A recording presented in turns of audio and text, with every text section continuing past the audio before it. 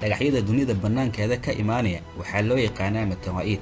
cilmiga xidigaha ee astronomigu wuxuu inoo sheegayaa in maalin walba atmosfeerka dunidu ay soo galaan dhagaxyo nolosheena ciimabtiri kara, balse intooda badan dhagaxyadani inta aysan dunida u soo gudbin waxa ay budo ku noqdaan atmosfeerka dunida.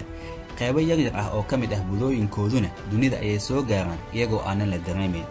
dunidu waxaa ku hareeraysan atmosfeer culays badan oo wax walba ee halis ah bannaanka dunida ka imaanaya ka difaaca.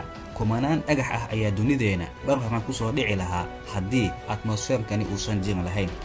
qur'aanka marka loo eega atmosfeerka sare ee dunidu waxa uu ku sifeynayaa inuu yahay saqaf la ilaaliyay oo dhoorsoon, balse dadku ay ka jeesanayaan aayadaha xaqa ah ee diinta. suuradda Anbiyaa aayadda 32.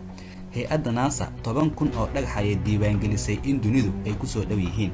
laga soo bilaabo 1988 ilaa 2007 waxa ay diiwaangelisay 700 oo dhagax ah iyo juqraafiga dunida siday ugu soo kala aadan yihiin. dhagaxyadani xikmadda iyo sababtay u jiraan bani aadamku ma oga waxaan ka ahayn theory. qur'aanku waxa uu bixinayaa ishaaro tilmaamaysa dhagaxyadani dunida atmosfeerkeeda ku hareeraysan. si qaas ahna qur'aanku wuxuu ishaarayaa in dhagaxyadani loogu talagalay in lagu dhifto shayaadiinta jinniga iyo insiga ay isku daydaa in xagga sare ee samada in macluumaad ay ka helaan. suuradda Mulk aayadda 5. sidoo kale qur'aanku waxa uu sheegayaa soo bixistii nebiga, isbeddelka dunida ka dhacay iyo jinniyaashu saamayntii uu ku yeeshtay isbeddelkani. wuxuu qur'aanku inoo soo gudbinayaa si toos ah jinniyaasha hadalkooda. suuradda Jinni aayadda 9. jinnigu waxa uu yidhi waxaanu ahaan jirnay kuwa xagga iyo samadaa fadhiista, balse hadda qofkii isku daya in halkaa uu aado wax uu la kulmayaa dhagxaan gubayo. isbeddelkani dhagaxa ah ma ogin inay tahay shar dhulka in lala doonayo ama in wanaag lala doonayo midii ay tahayba.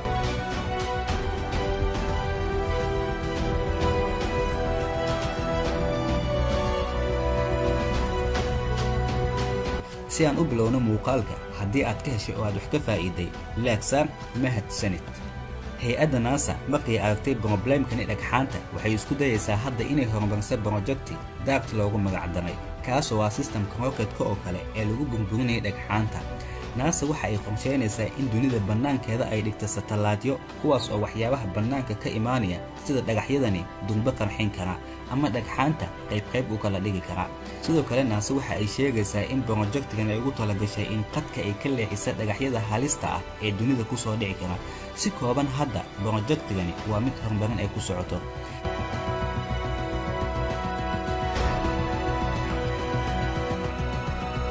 dhagxaanta waaweyn ee atmosfeerka dunida ku burbura marka ay kumanaan qaybood u kala qaybsamaan, qaybo ka mid ah waxa ay soo gaari karaan dunida iyagoo xoogaha waaweyn.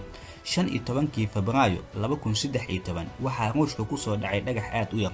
muuqaalkii kaamirooyinka amniga iyo baabuurta ay duubeen dhagaxani yar dunida inta uusan soo gaarin ayuu muujiyay iftiin la mid ah midka qoraxda.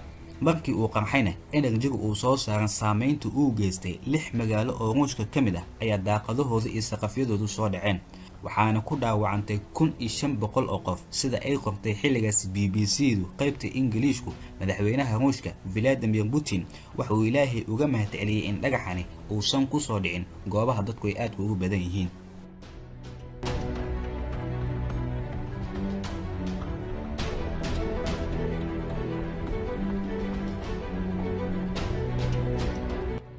Anne Elizabeth waa gabadhii ugu horeysay ee ku dhaawacantay sida la diiwaan geliyay dhagax dunida bannaankeeda ka imaaday. Elizabeth waxay ahayd qof iska danyar oo gurigeeda hanqaan ku tasha. waxaa iyadoo aanan filanayn ku soo dhacay gurigeeda dhagax bortoqaal kale eg, wuxuuna ka soo dhaxbaxay saqafka guriga, kilida ayuu ka waxyeeleeyay. dadku markay ogaadeen in dhagaxani dunida bannaankeeda uu ka imaaday, qof walba wuxuu u soo tartamay sida dhagaxani uu iibsan lahaa. maadaama Elizabeth ay ahayd qof ijaarata ah, ninkii guriga lahaana waxa uu ku andacooday in isaga dhagaxani uu xaq u leeyahay maadaama gurigiisa uu ku soo dhacay. isjiijiid iyo dacwo maxkamadeed dheer ah kadib, ugu dambeyn waxaa dhagaxii la siiyay Elizabeth.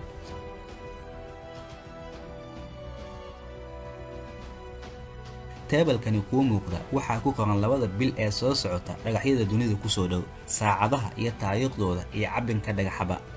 dhagaxyadani intooda badan cabinkoodu waa kuwa yaryar, balse 29 bishani Abriil dhagaxa la filanay in dunida geeskeeda uu maro cabinkiisu wuxuu la egyahay 1 magaalo oo dhan, waxaana lagu qiyaasayaa in uu la egyahay 1 ilaa 4 kiiloomitir. dhagaxani waxaa la ogaaday 1998 magaciisu waa OR2. qadka uu ku socdana waa habkani. marka kor laga eego waxaa la moodaa dhagaxani in dunida uu ku soo aadan yahay, balse geometrik ahaan waxa uu ka leexan doonaa masaafo aad u fog. balse arrintani social mediaha qaybo badan oo ka mid ah waxa ay dadku leeyihiin dhagaxani weyn maadaama dunida uu soo afjari doono. dadku si aysan ugu baraarugin waxaa lagu mashquuliyey coronavirus sida qoraalkani dheer ee Facebook kaaga muuqata. si kastoo ahaata dhagaxani ma jirto wax saameyn weyn oo dunida uu ku leeyahay. hay-adda NASA sida ay sheegtay dhagaxani maalintii la ogaaday in uu soo socdo 1998 ilaa maanta xisaabaadkii la sameeyay waxa ay sheegayaan in dunidu masaafo astronomical ahaan ee uu 0.042 in uu ka gudbi doono. numberkani si kastoo u muuqdo masaafo aad u dhow oo 0 ah, astronomical ahaan waa masaafo aad u fog. haddii aan u bedelin astronomical ahaan unitkan kilomitir ahaan, waxaa horteena ka soo baxayso 6,283,110 kilomitir sida kuu muuqata. masaafo adduunka u jirto ayuu ka gudbi doonaa dhagaxani. si kale masaafadani 60 milyan waa masaafo 10 jibaar ka fog masaafada bisha inoo jirto. sidaas darteeda dhagaxani 29 bisha Abriil dunidu wax halis ah